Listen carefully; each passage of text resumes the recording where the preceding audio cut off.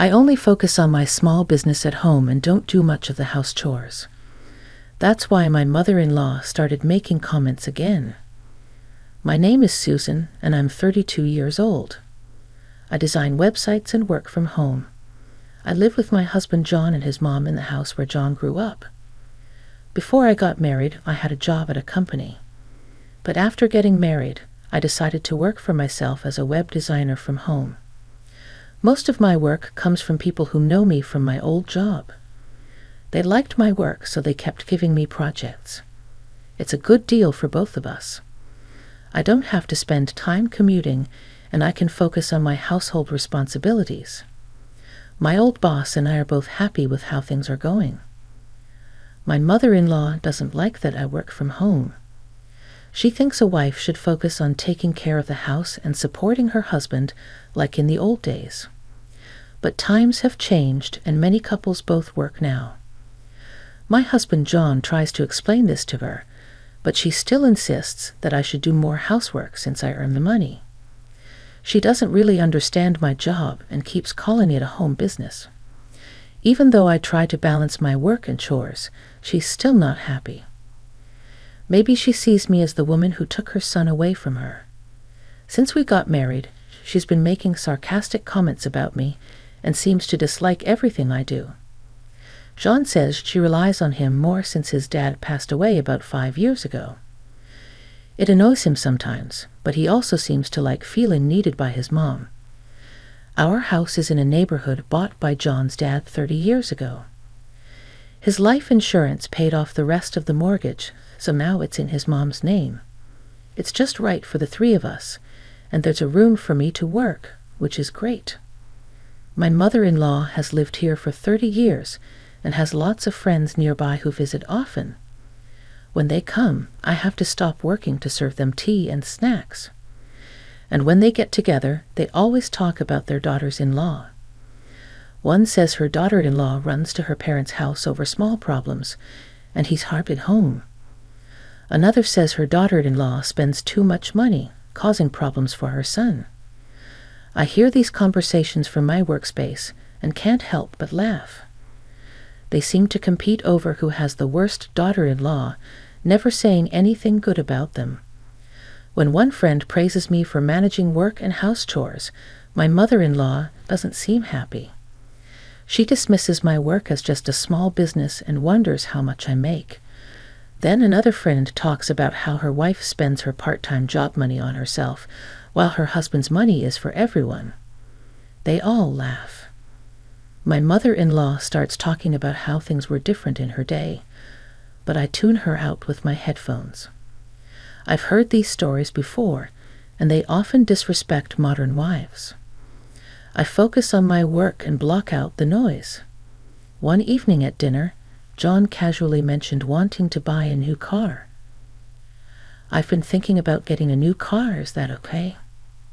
He asked. My mother-in-law snapped back, wondering why he needed my permission.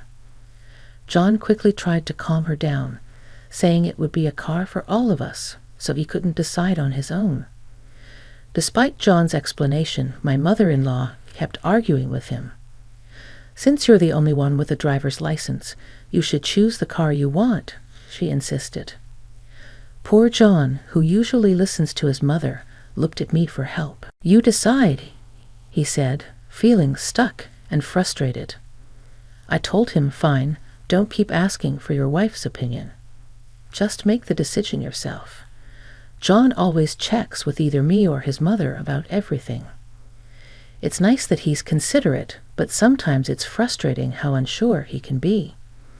His dad, my father-in-law, used to make decisions on his own, and my mother-in-law often complained about it.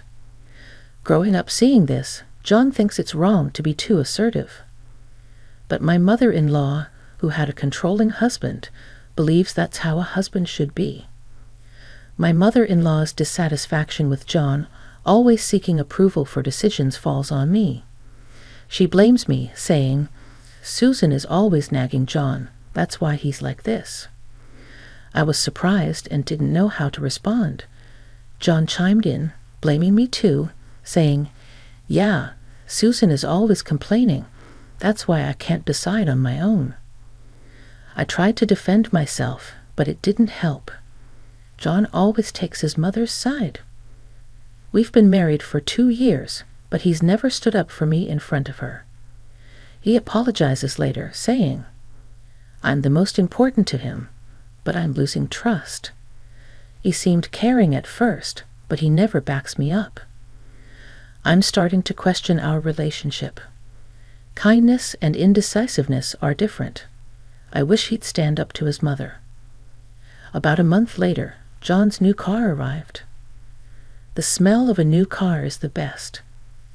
Let's all go for a drive on my next day off, he said happily. His excitement spread even to my mother-in-law. She commented on the car's cost, hinting it was paid from John's salary. Ignoring her, John enjoyed exploring the car. I was shocked at its expense. There's a limit, even though I said he could choose, I thought. John came inside, still thrilled. I asked, how much did it cost? He casually replied, $60,000. See my reaction, he asked. But you said I could get any car, right? My mother-in-law quickly sided with my husband, saying, you and John decide, so don't complain now. While I did leave the decision to him, I also hoped he considered our finances. Ignoring her, I asked my husband, where's the money coming from? He hesitated, then admitted he was paying with a loan. Instead of addressing this, my mother-in-law shouted, Susan, don't complain, you're not the one paying. I wasn't sure if she was mad because I ignored her or because of what I said to my husband, but she gave me a fierce glare. You're always complaining even though you're living off John's salary, she said harshly. I defended myself, saying I have a job too. But my mother-in-law dismissed it, saying I didn't earn much with my part-time job compared to John's $5,000 a month. I was about to explain that it was my salary, but when I looked for my husband, he had disappeared. I couldn't take any more. My mother-in-law even went as far as saying she wanted a daughter-in-law like me to leave soon. I had been patient, but I was done. Discussing my salary seemed ridiculous, and I didn't care anymore.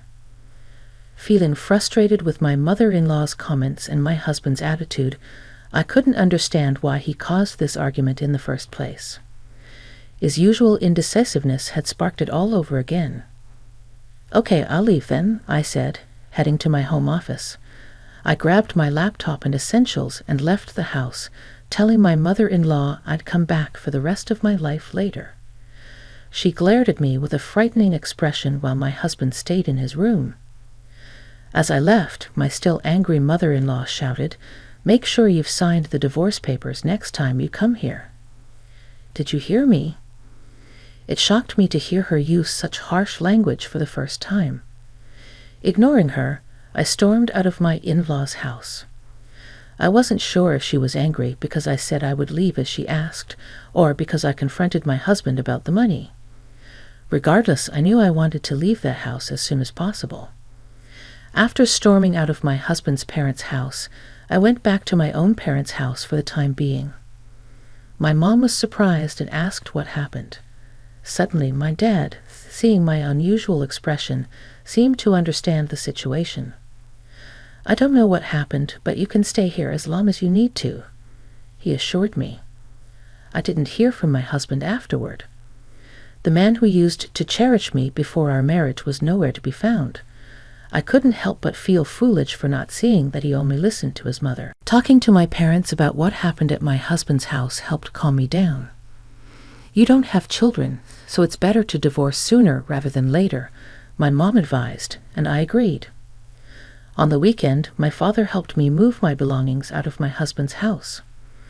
My husband was nowhere to be found, and my mother-in-law stayed in her room, standing outside my husband's room. I called out, "Thank you for everything. Could you sign the divorce papers?" I slid the papers under the door. I signed.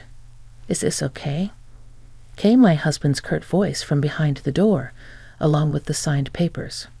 It saddened me that our marriage had come to this. Without saying anything to my mother-in-law, I left my husband's house. I had lived there for about 2 years, but there weren't many good memories. I headed straight to the city hall and submitted the divorce papers. I wanted to settle everything quickly if possible. After the divorce, I stayed at my parents' house and continued working there. I thought about renting a room and living alone, but my mom insisted I stay with them for safety reasons. My dad agreed, worried about John and his mom possibly causing trouble, though I didn't think they would. I felt more comfortable being with my parents. Luckily, I could work from anywhere, so I decided to stay home for a while. About 2 months passed. I had almost forgotten about my ex-husband and ex-mother-in-law when I started getting calls from an unknown number. At first, I thought it might be a wrong number, so I didn't answer. But the calls kept coming. Reluctantly, I listened to my ex-husband's voice on the phone. "Why didn't you answer sooner?" He sounded flustered. "It's an unknown number, and besides, we're not connected anymore, so I was going to hang up," I replied, ready to end the call. But then he rushed to say, Wait, I can't get my smartphone to work." "Why is that?" He sounded desperate. "I'm not sure. You should contact your phone company," I suggested. Then something dawned on me. "Did you not deposit money into your bank account when we were married?" I used to deposit money from my salary for public utilities. His salary went into the same account, but it was usually a small amount. He sold health food products, but his income was low because of the commission system. Some people make good money with lots of orders, but he didn't do as well. He mostly received the basic salary, so only a few hundred went into the account. I had been depositing money into the payment account every month, but for the past 3 months, it was only his salary. The argument about the car and me leaving the house happened in the middle of the month. That meant the payment for the new car might have already started. My ex-husband fell silent on the other end of the phone. "I've been managing everything with my own salary. From now on, you'll have to figure it out on your own," I informed him. I'd wanted to say more, but I held back and hung up the phone. My ex-husband probably never told his mother how much he earned. She didn't realize that most of our expenses were covered by my salary since our marriage. John must have felt embarrassed to admit he earned less than his wife. I later learned that utilities like electricity and water are not easily shut off. The first thing to go is usually cell phone service. A few days later, on a quiet weekend morning, the doorbell at my house rang loudly. My dad answered and started arguing with someone at the front door. Seeing my usually calm father so angry, I knew something was wrong. My mom and I went to see what was happening. "We have nothing to do with you anymore, so leave," my dad said firmly. My heart raced when I heard my ex-mother-in-law's voice demanding to see me. Just as my dad had predicted, she had come all the way to our home. When she saw me, my ex-mother-in-law started yelling at me with a terrifying expression on her face. "Because you stopped depositing money into the account, the electricity and water got cut off." My parents and I were shocked. What did she mean by that? Just then, my ex-husband arrived, desperately trying to intervene. "Mom, stop it." This has nothing to do with Susan, but my ex-mother-in-law ignored John's attempts and kept yelling. "John makes $5,000. Why would the electricity and water get cut off?" "You're mistaken. I'm the one who makes $5,000, I corrected her, finally able to speak up about what I hadn't been able to before. My ex-mother-in-law looked surprised at my words, then turned to John. "That's right, it wasn't my salary. It was all Susan's," he admitted, looking defeated. "How can you earn so much with a part-time job?" My ex-mother-in-law looked at me as if I had tricked her. "I've told you before, it's not a part-time job. It's a real job," I replied firmly. My ex-mother-in-law's face paled. "How much does John make?" she asked, her voice barely audible. "About $500 net," he answered quietly. There was a moment of silence. Then my ex-mother-in-law said something unbelievable. "Susan, can't you come back? The whole thing was a joke," she pleaded, her tone low and submissive. It reminded me of someone trying to butter me up. "What are you talking about?" "I'm divorced. I have nothing to do with you two anymore." I declined firmly, but my ex-mother-in-law continued to plead with me in a familiar, overly familiar way. "You can just remarry John. If we start the paperwork now, it'll be fine," she said. My dad intervened when I was too shocked to respond. "We're done with you. If you don't leave right now, we'll call the police," he warned, his voice firm.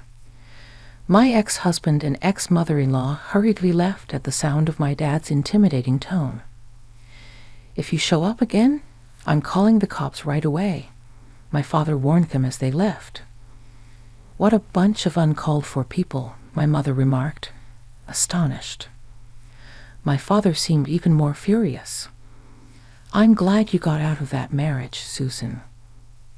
Later on, I heard updates about my ex-family from one of John's friends. John ended up selling his family home and land, moving into an apartment with his mother. He sold the new car too, using the proceeds to pay off remaining debts. However, instead of settling down, John wasted all his money on gambling. He vanished without a trace, leaving his mother behind, who developed dementia and had to be placed in a care facility. Meanwhile, I focused on my job and started living alone. Recently, I've been dating a man I met through work. He's understanding about my divorce and is committed to his job. He's nothing like John, who relied on his wife's money for expensive purchases. Though we're not engaged yet, we both feel a strong connection and can see a future together.